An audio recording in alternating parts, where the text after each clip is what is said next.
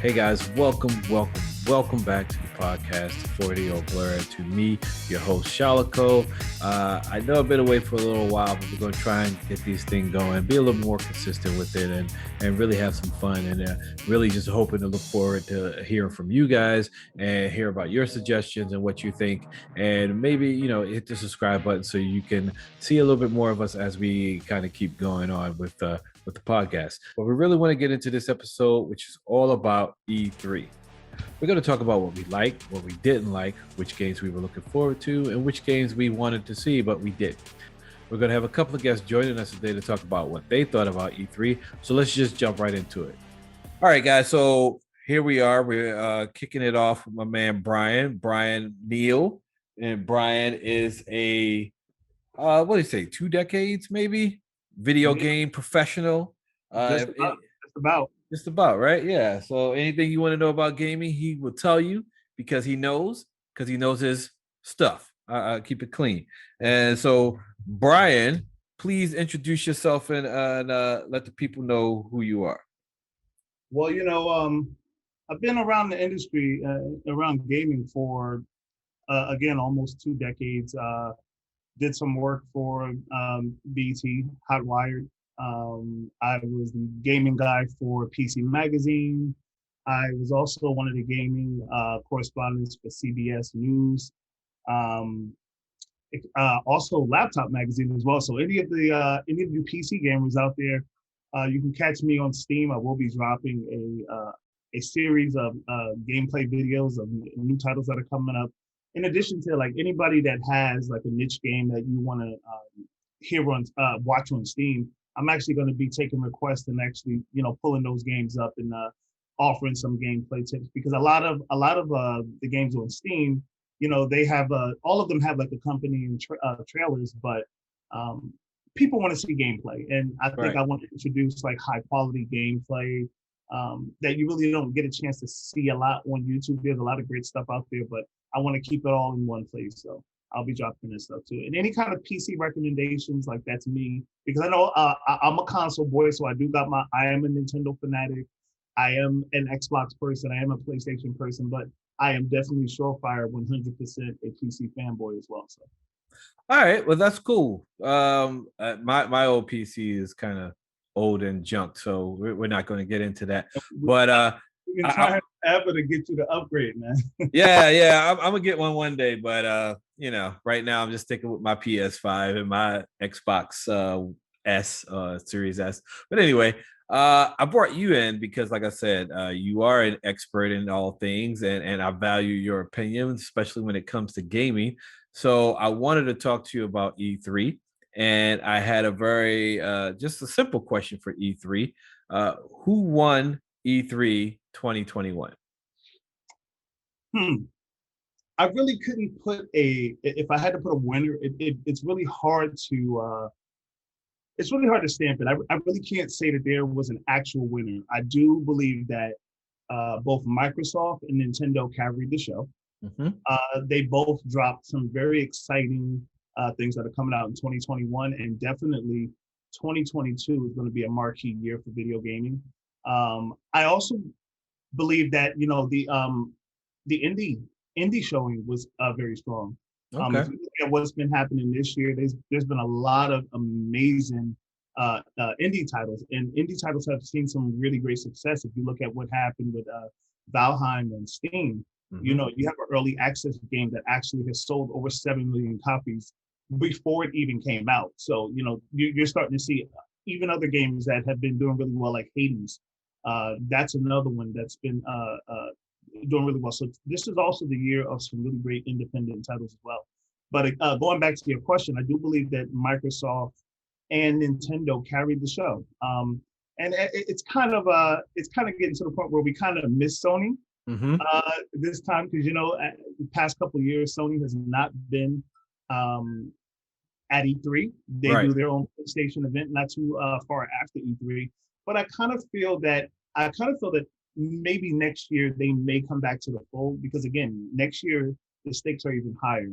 And if you look at Nintendo, they do digital events after E3 as well. So you'll see some more Nintendo Directs And speaking of Nintendo, Nintendo was the one that actually set off this whole digital showcase. You know, the Nintendo when Microsoft and Sony were still when Sony was still a part of E3, they were doing the huge conferences with the packed audiences, and Nintendo decided to go in a different direction. They actually were the first to introduce the Nintendo Direct, Right. and now you see that format has become so popular. So shout out to Nintendo for being ahead of the curve. You know, they gave us the D-pad, they gave us the analog sticks. Right.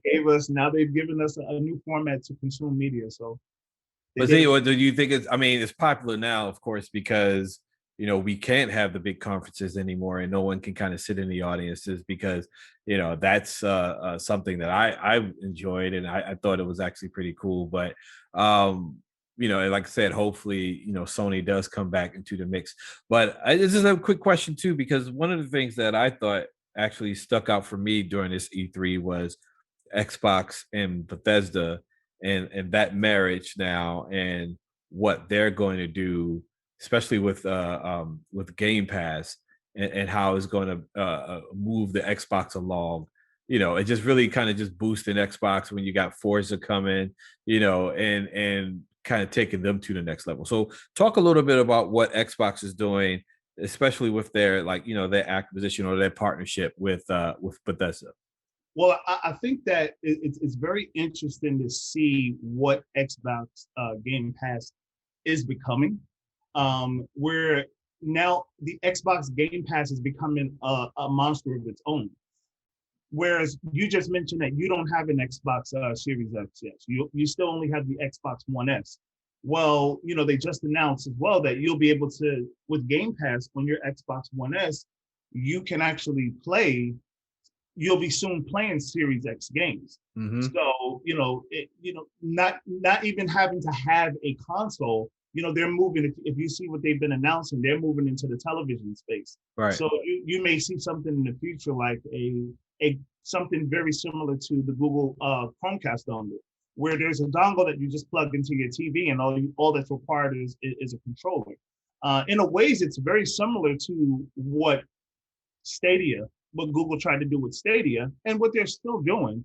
Mm-hmm. But I just think that Microsoft has a bigger portfolio and I think a bigger take on how to execute that. And I think that they're able to offer something in this media that Sony and Nintendo can't in this sector. You'll be able to take Xbox Game Pass and play it on a console. You'll be able to play it on a smartphone. You'll be able to play it on a television. They are reaching forms of media that I would have never thought the Xbox brand would actually go, even tablets. Who knows? In my opinion, one of the things that I thought would be a great idea is if they did come out with a portable and to make it super cheap, and that portable is not a dedicated gaming device. That portable would be something where it's just streaming for Xbox Game Pass. They can make it affordable and do something of that nature, but we'll see if that ever comes about. But I do think that is very interesting what they are doing with Game Pass. And who knows, from what, the rumors are out that they may even have a partnership with Nintendo later on where Nintendo gamers will be able to use Xbox Game Pass on the Switch, which would be very interesting. Going back to, them working with Bethesda and getting Starfield as an exclusive. It's major because you got to understand this is a completely new IP. It's going to be their next major IP that's going to sit on the pillars of an Elder Scrolls, of a Doom. This is going to be a new pillar for Xbox, and it's going to be exclusive to that platform. So I think that is they're in a very good place. Again, this is a 2022 title, and I think 2022 is going to be a marquee year for games. Going back to E3, however, there were some amazing games. I don't think that I've ever seen a racing game as beautiful as Forza Horizon 5. Oh man, it looks absolutely stunning. It really does. I think that Gran Turismo 7 that we're waiting on. What are we waiting on? 7 right now? I think it's 7. Yeah. Yeah, I think Gran Turismo 7 is gonna, even though there are two different types of game, whereas Forza Horizon 5 is more of a it has more arcade elements to it. It's Right. still a very, it's still considered one of the best races out, and I think that it's going to be kind of hard to to beat that game. I mean, it looks the setting in Mexico looks absolutely stunning. The Yeah. graphics are turned up times 20. I think Microsoft has hit that out the park. That's something to look forward to this year.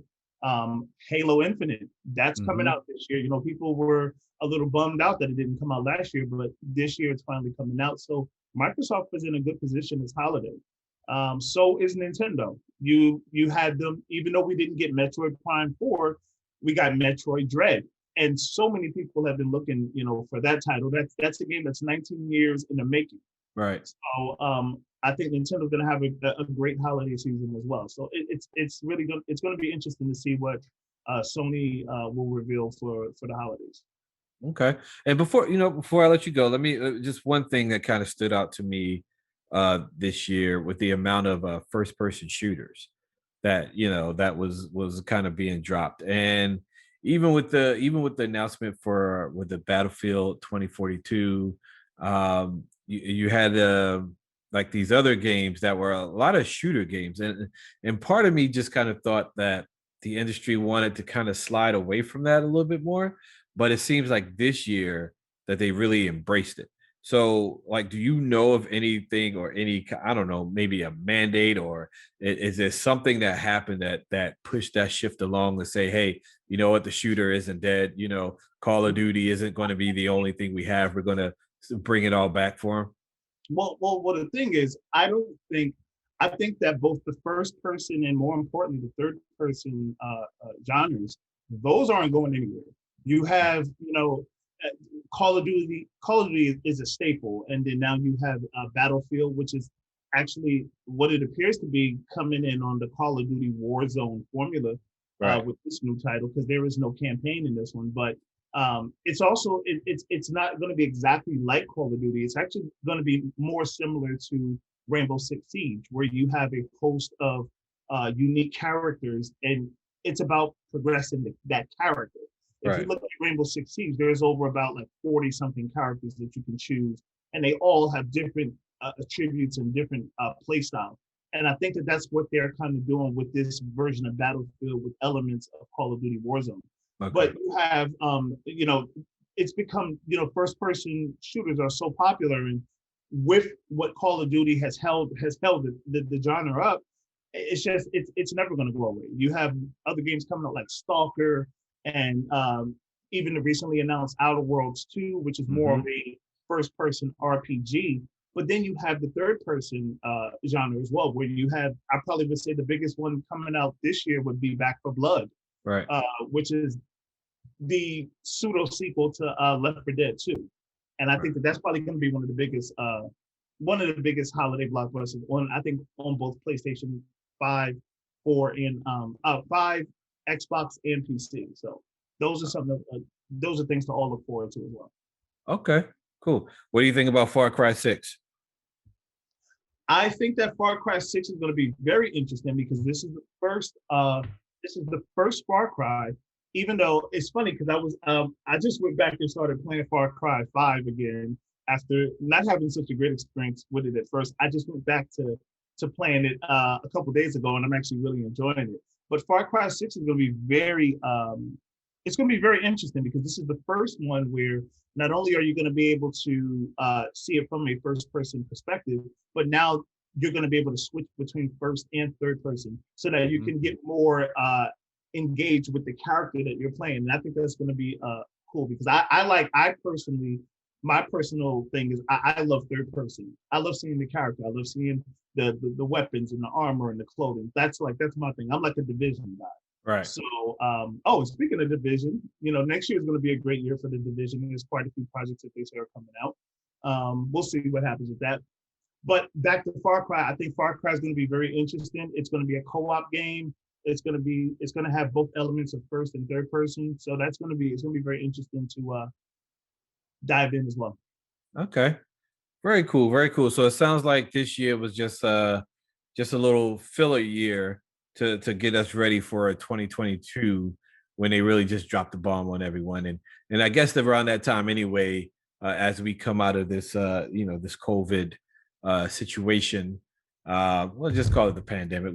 As we come out of the pandemic and kind of get back to normal, and people get back to gaming, and we get back to stadium gaming and things like that. So I guess everyone's ready to kind of fire off come Right. 2022. So Right. that I makes think perfect sense. 2022 is going to be. I think 2022 is going to be very, very, very important for a number of reasons, and I'll just make these predictions now. I think next year we will see a new Nintendo Switch, Okay. uh, and I'm going to call that they are going to release it with the sequel to Breath of the Wild, the same way that they dropped Breath of the Wild with the original Switch. We're coming up on. It'll be 6 years, March 5th or 6th of 2022. I got to Hmm. feel that the new Nintendo Switch will launch with Breath of the Wild. Um, and I also believe that 2022 is going to be a blockbuster year for Nintendo because they're really going to push the new capabilities of the system. Um, if you look at there's rumors out there already. If you look at the trailer, speaking of Breath of the Wild, we didn't even mention that. Breath of the Wild, they didn't show the character's face as he's falling out of the sky. It looks like Link, but I got a feeling that that isn't Link. Okay. And from what I from the rumors that are out there is that it's Ganon, and you're actually going to be able to control Ganon before he became corrupted. Oh wow. Okay. So that's going to be very interesting. I also got a feeling that blockbuster games for 2022 for the Switch will be you will see Bayonetta 3, which we did not hear about at E3. Right. You will see Bayonetta 3.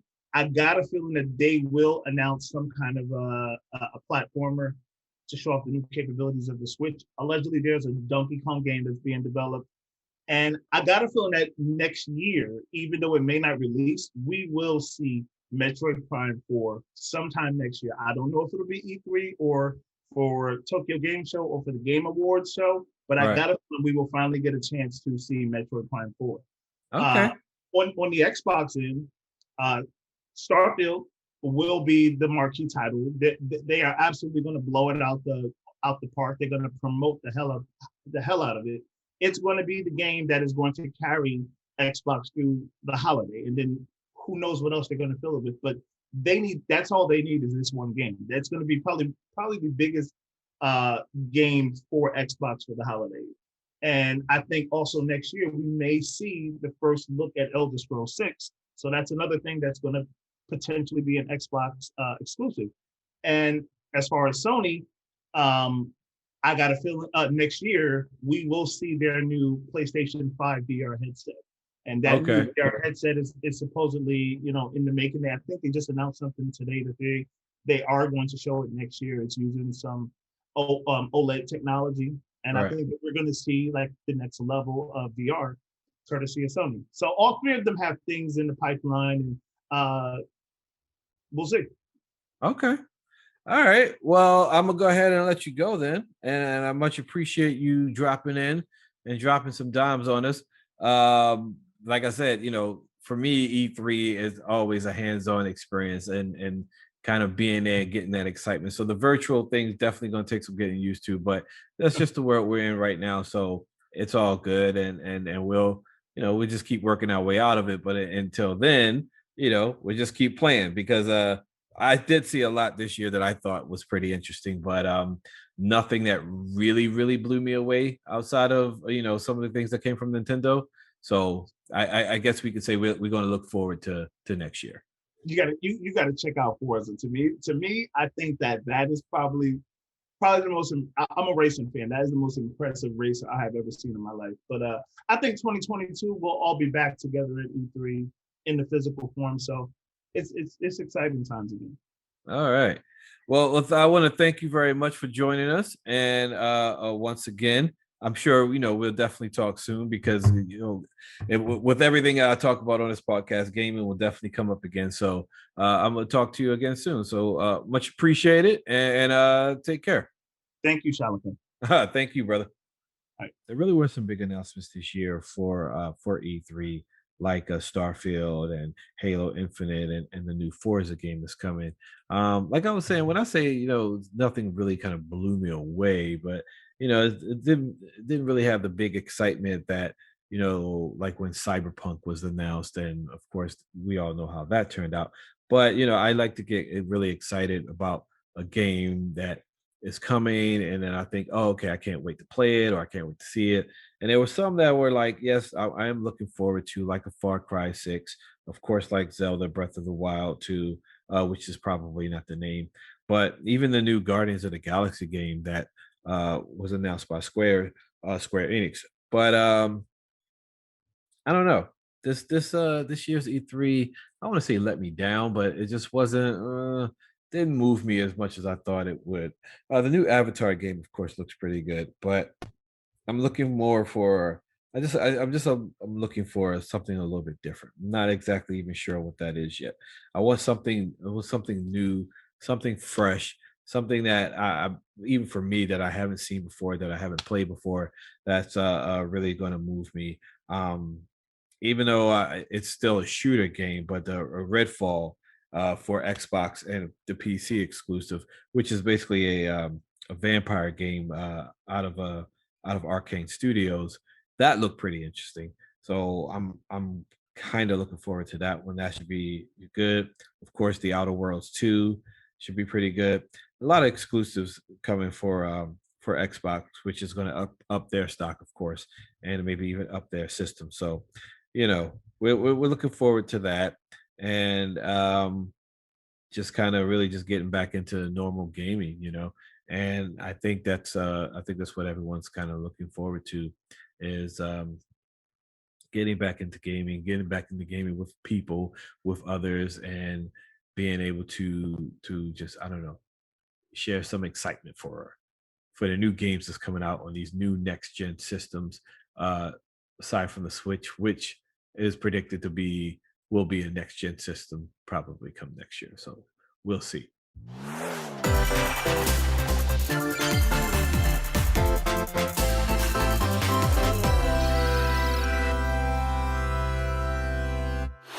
Hey everybody, we're back. I'm joined by Josh. Josh is a Nintendo enthusiast with a master's degree in Metroid, Zelda, and Mario. And we're going to talk about Nintendo's basically closing out E3 and what they had to announce and what they didn't announce. And but before we even get started, let me let Josh, talk a little bit about himself. So Josh, welcome to the show, and just give us a little background about yourself and just kind of a little introduction. Yeah, thanks, Shalico, for bringing me on the show. It's a real pleasure to be here. Just a little background on myself. Not only am I a Nintendo enthusiast, like you mentioned, but I'm also a video producer right now for a corporation. I also do some side work for a buddy of mine. His stream on Twitch. His name is Matty Braun. So twitch.tv/Matty Braun. He plays all games, every game. Right now, literally at this second, he's playing Final Fantasy IX. He's playing through that the remastered version on PS5, or I'm Nice. sorry, PS4. And yeah, we he streamed yesterday during the Nintendo stream, and then I watched it through his stream, and it was awesome. Good, good. So that's really just kind of what I want to talk about. And what I want to bring up about it is that one of the things that we've been going back and forth about is who won E3. I mean, every year that I've been attending E3, and I talked about this earlier, is at the end we always say who won, like who blew us away, who really got us excited for what's coming up next. And now that you got these companies like Sony, and even though Xbox did kind of participate, as long with Bethesda, you have the big three that sometimes they don't want to participate, and then you have Nintendo, who always have their own Nintendo Direct, and they kind of wrap things up. So for me, I was actually excited for what Nintendo had to announce, and part of that was, of course, the Metroid game. Now, not E3 from 2020. I think it was E3 2019. They announced Metroid Prime 4. 17, Was it 2017. 17? 2017, they showed just the logo, and people lost their minds, Wow, was that myself included. 2017? It was that long ago? Yeah, Yikes. 2017. Oh, wow. Okay. Well, there you go. 2017. They had Metro Prime. Was it Metro Prime 4? Metro And Prime 4, they just showed the 4, and people showed the knew 4. exactly what Right. it was. And everyone freaked out. I actually did a video about that where I had basically a bunch of people attack me because I was trying to figure out, like, why is everyone so excited for a logo? And then, it didn't go too well. But now they announced, what was it? Metro Prime, that's not even Prime, Metro 5 Dread, which is 2D. So talk to me about Metroid and talk to me about why this is so important for Nintendo and for gaming in itself. Yeah, definitely. First of all, I would say this news is more significant than seeing anything about Metroid Prime yesterday. Uh, when they first came out and they said, "Hey, we're working on Metroid Prime 4, as you know, but let's show you something else." And I think I did kind of predict it. I will say I called it. I knew that I predicted there was going to be some other Metroid news, and here's why it's so important. So Metroid Dread has actually been in development for years. They started, I believe it was 2005 or 2006. So this thing has been kind of in the works for a very long time. Right. And it's been 19 years since the last 2D new Metroid game. Mm-hmm. Yes, we got Metroid: Samus Returns in 2017 on 3DS, which is incredible, by the way. But that's a remake, a reimagined version of Metroid 2 from the Right. Game Boy. Right. So this is the sequel to Metroid Fusion, which was on Game Boy Advance, which was incredible. So if you look actually in this Metroid Dread trailer that they showed, if you look at Samus's suit, you can tell she's got some sort of like semi biological, suit going on, and that's a reference to Metroid Fusion when she had the fusion suit, which was not her original Varia suit. Okay. So yeah, I mean, we just haven't. Metroid games, they take a long time to come out. 19 years since the last real 2D, new game. And if you remember, Metroid Fusion 19 years ago came out the same day as Metroid Prime, which was incredible. They gave us two Metroid games in the same day because at that point, I remember that. Yeah. at that point, it had been 8 years since the last Metroid game, which was Okay. Super Metroid, which is one of the greatest games of all Right. time. Now, you mentioned it. It's like we have what since 2006. That's what 15 years, and then we had the like. Okay, why is Nintendo taking so long to put out Metroid games? And the thing about it too is you have Dread, which is a 2D game, and we now we're now as far as gaming has advanced, and you would think that Nintendo can put out any of these games whenever they want. Why drag it out so long, especially if it's something that they have to know the fans want? That's a good question. I think they're probably under the pressure to nail it and get it right. Nintendo, the last several Metroid games, the Metroid Prime series included. So, just to kind of give you a quick background, the Metroid Prime series and the mainline Metroid series are actually two different series technically. They're Okay. part of the same Metroid series, but Metroid Prime is a first person adventure game, whereas Right. the Metroid main series are typically 2D. Okay. The last the last two new Metroid games, technically, that came out were not produced first party by Nintendo. They weren't produced internally. They were produced by first party developers that are contracted by Nintendo. So Okay. Retro Studios they produce the Metroid Prime series, and they're in Texas. Mercury Steam, those are the guys who are producing the new Metroid Dread, and they also produced Metroid: Samus Returns. So when I first saw Metroid Dread yesterday, I immediately said, "Oh, that looks exactly like." It looks a lot like Metroid: Samus Returns on 3DS because it's run on the same engine. Right. So what I'm saying is, I think Nintendo probably hasn't had much direction, or maybe just doesn't know where they wanted the series to go. Because even before that, so going back to 2010, if you remember, Right. Metroid Other M came out for Wii, and that Okay. was actually that was developed by Namco Bandai, Mm-hmm. who, or I'm sorry, Team Ninja, who produced the Ninja Gaiden games. Mm-hmm. I actually really liked it. Um, it got some mixed reviews, unfortunately. Right. It's still a mainline Metroid game, but it's so different from the other games. It actually kind of it's 2D, but it's a little bit 3D. Like you're not always going in 2D. You Okay. do go on the Y or on the Z axis as well. I loved it, but not many people enjoyed it. So um, I think maybe after the Prime series and not wanting to rehash that, Right. they want to make sure that each new Metroid game is a brand new experience and not just something that rehashed. Which is interesting.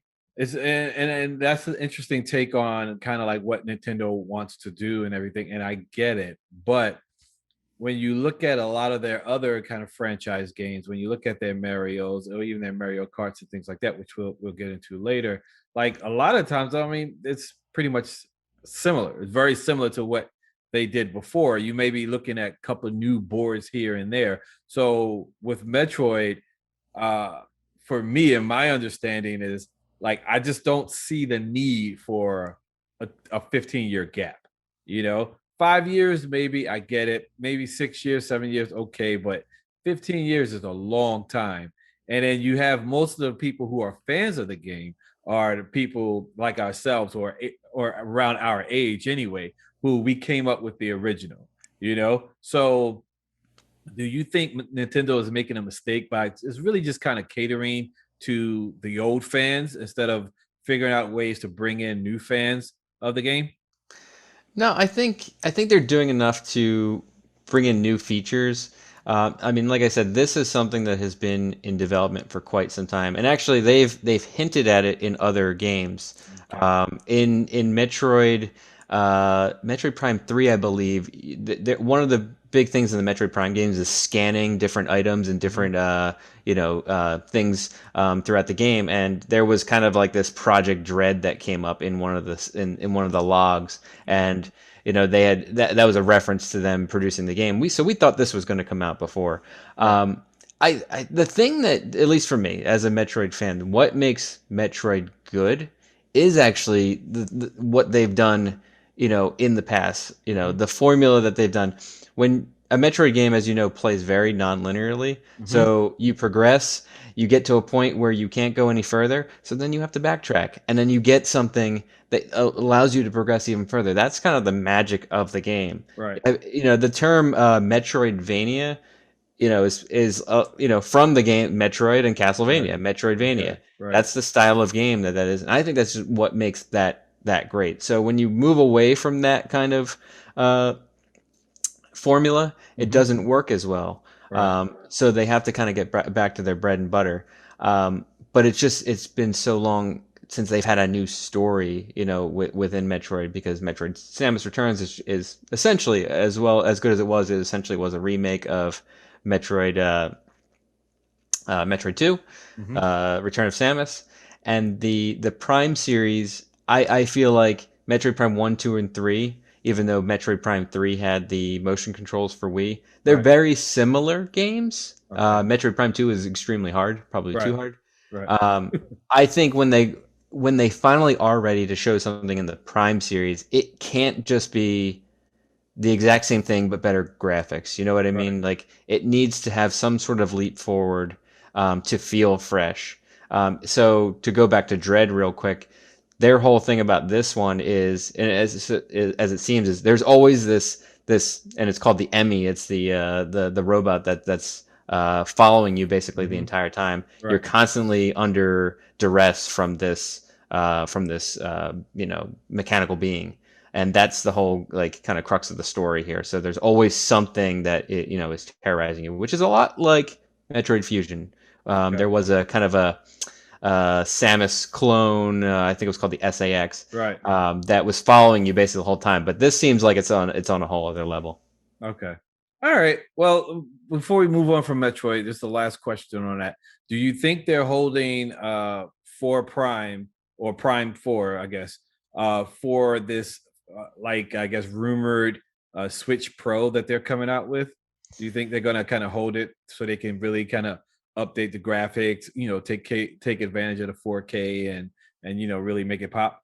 It's very possible. It Okay. wouldn't be the first time Nintendo has done this. If you recall, Zelda Twilight Princess Hmm. originally it came out on both GameCube and Wii. It was originally developed for the GameCube, but then they made it a Wii launch title.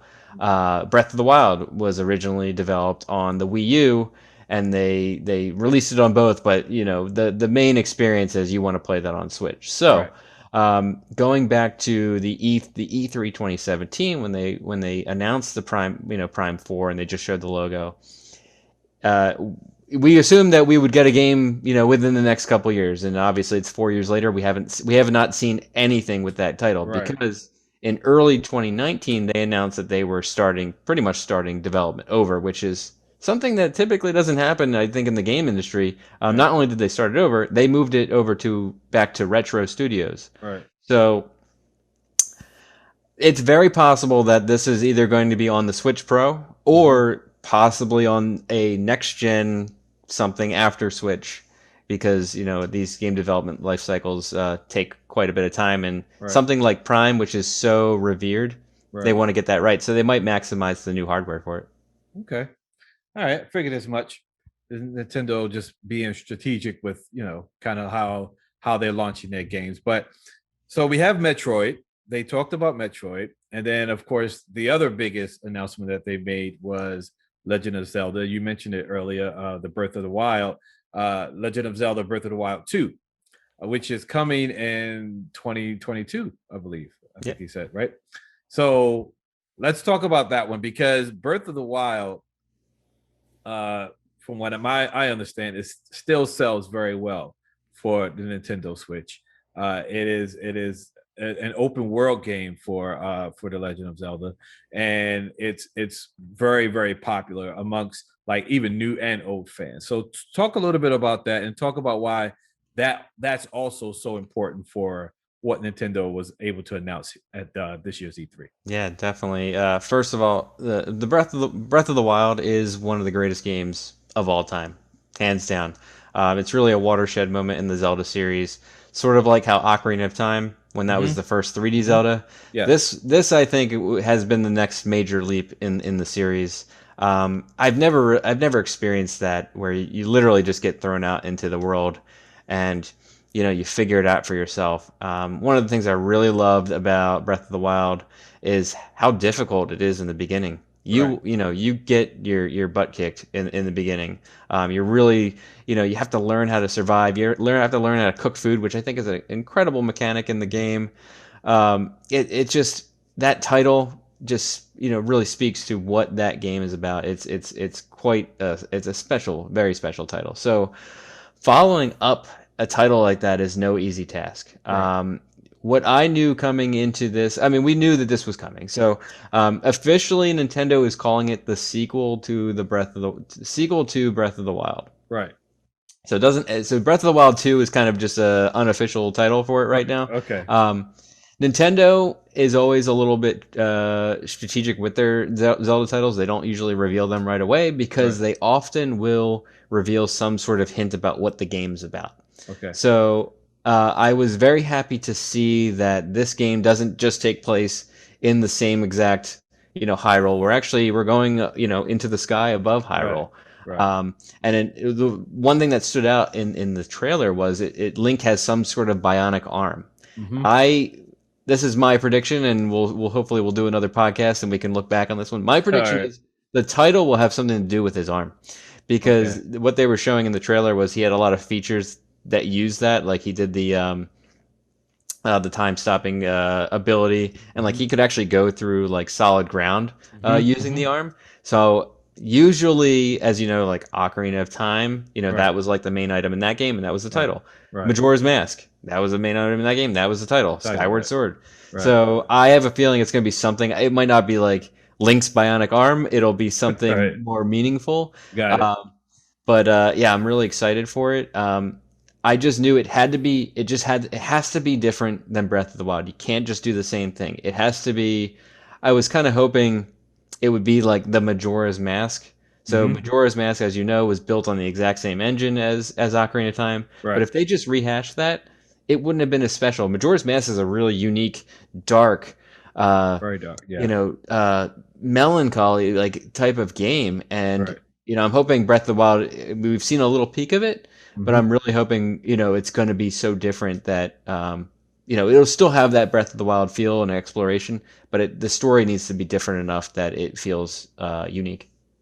I love Majora's Mask, actually. I was really excited about that one. I played that one, and I enjoyed the fact that it was dark.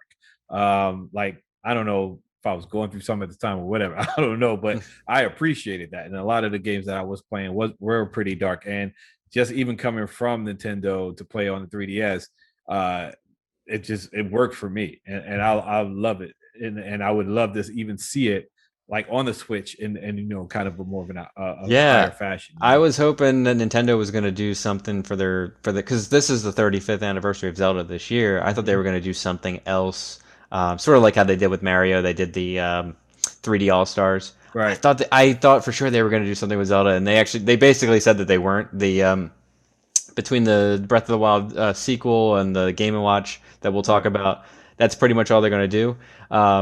But yeah, I think Majora's just to go a little bit on Majora's Mask for a second. I think that was way ahead of its time too, Mm-hmm. with the kind of the 3 day cycle. And Yeah. I was actually not to date myself, but I was in eighth grade at the time, and I remember I had just gotten the game and I was playing it. In the beginning of the game, you can't actually save; like you have to go through the whole Right. thing. And Right.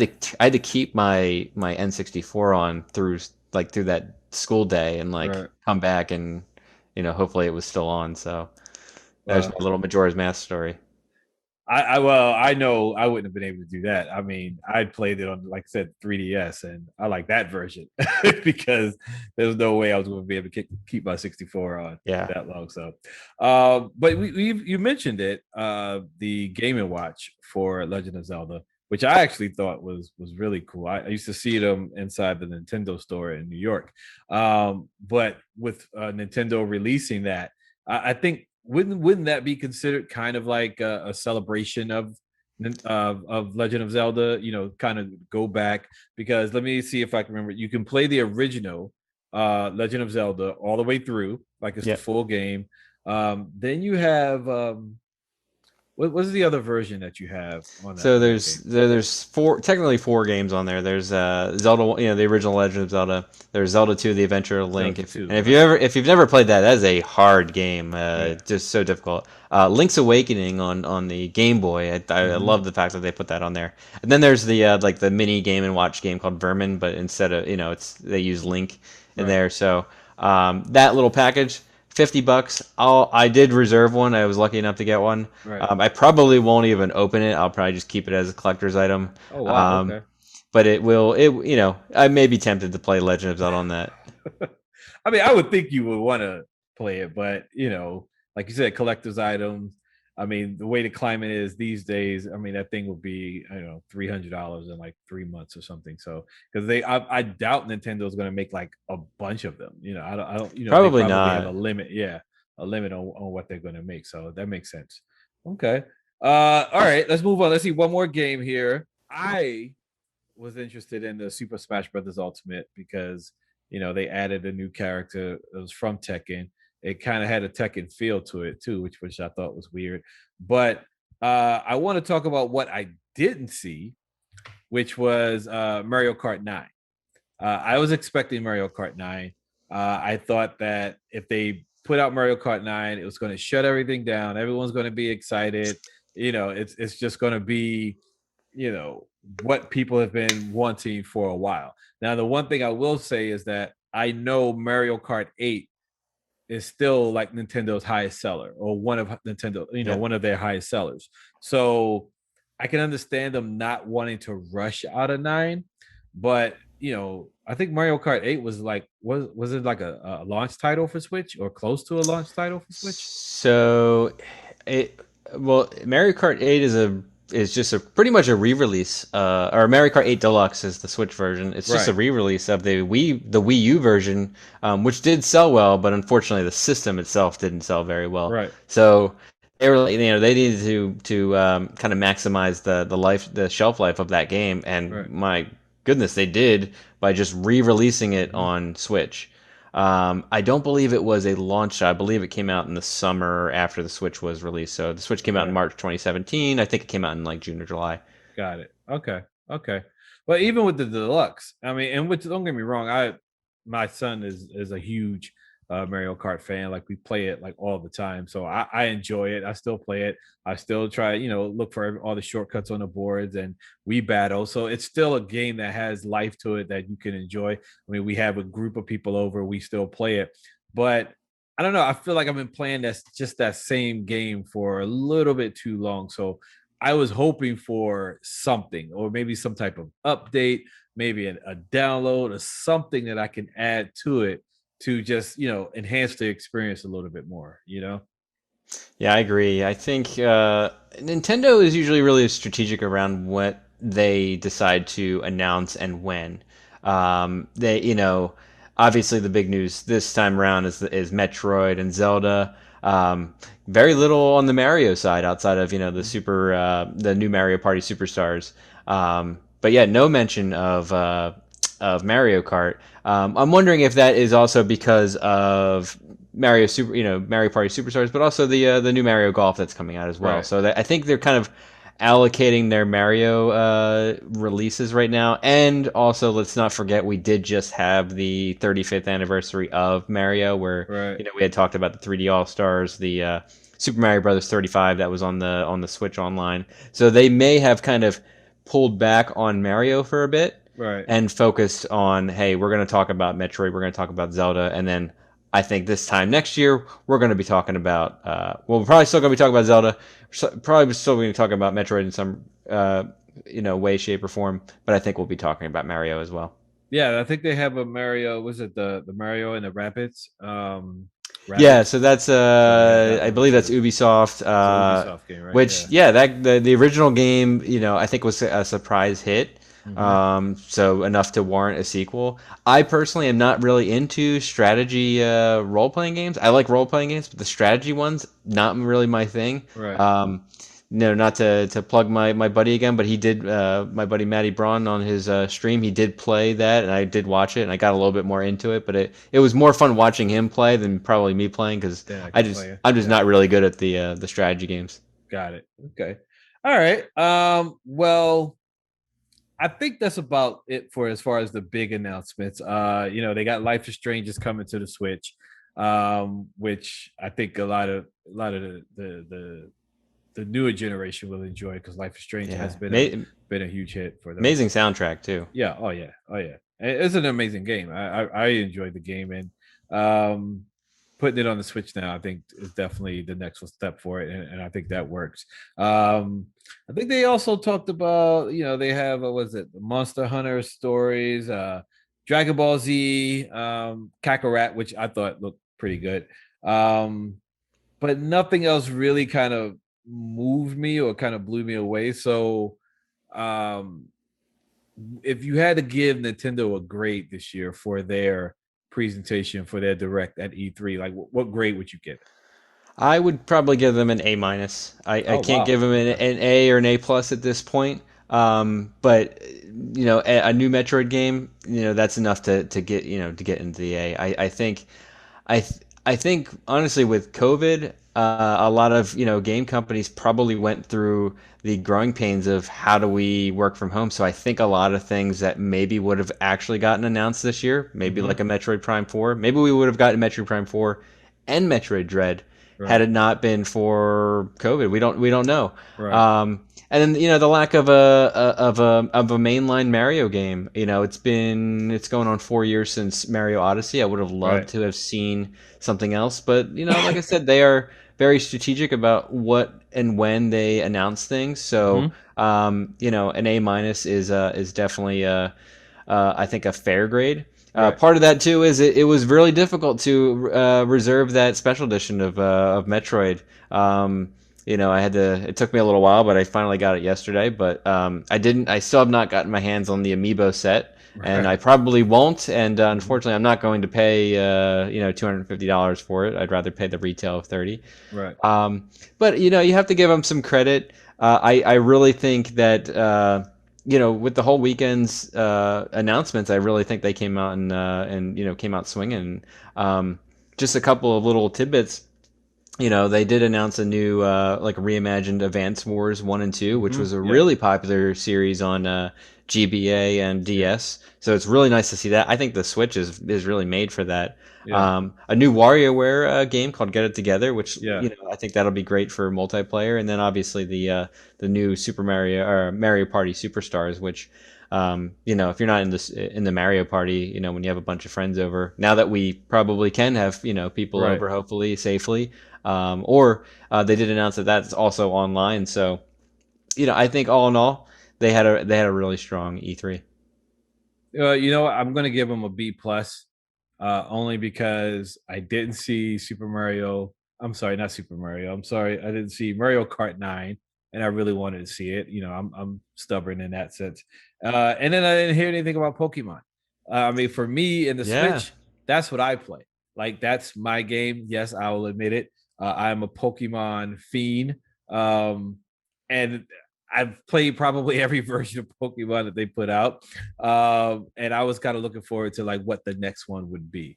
I think the expansion pass actually did pretty well for Sword and Shield, but I guess so maybe they're still riding off of that before they announce the next I guess the next wave of Pokemon games. But I was kind of looking forward to that one. I wanted to hear a little bit more about that.